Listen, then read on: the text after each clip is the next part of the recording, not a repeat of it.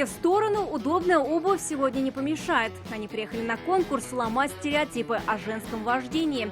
Красятся только до старта, за рулем все внимание дороги. Мы, женщина, водим хорошо и получше некоторых мужчин. 12 автоледев в финале, они уже лучшие в своем районе. Габаритный коридор, змейка передним ходом, параллельная парковка, гараж, крест и стоп-линия. Сегодня все задания на скорость. Год-то за рулем или 20, здесь не важно. Испытания одинаковые для всех участниц. Как они признаются, в принципе, ничего сложного. Правда, параллельная парковка занимает больше всего времени, но зато старт и финиш у них не хуже пилотов Формулы-1. Для каждой участницы важна и поддержка. Очень сильно горжусь.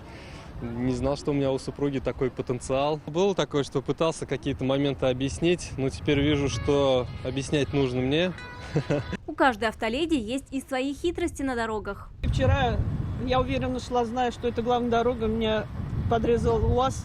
И еще на меня кричал, что я еду неправильно. Но я не конфликтую, поэтому я пропустила благородно и поехала дальше. К слову, за последние 4 года женщин, которые садятся за руль, стало гораздо больше.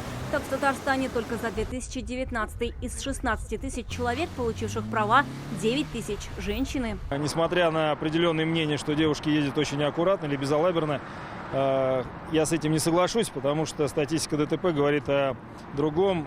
Количество дорожно-транспортных происшествий и погибших, и пострадавших в них под управлением и по вине женщин, автолюбителей, в разы ниже, чем у мужчин. Конкурс впервые прошел в Челнах в 1998 году. Через год провели в Казани. С 2000-го проходит в статусе республиканского. Лучшей сегодня стала Надежда Кнурова из Альметьевска. Вероника Гайнудинова, Марат Зайдуллин, ТНВ, Казань. Наша рука помощи вашему бизнесу. Антикризисные предложения. Телефон 843 5 705 100. Көтелмәгән кунак көттүреп кенә интернет челтәрләренә дә килеп җитте. Хәзер бу фильмның барлык серияларын ТНВ.ру сайтында карап була.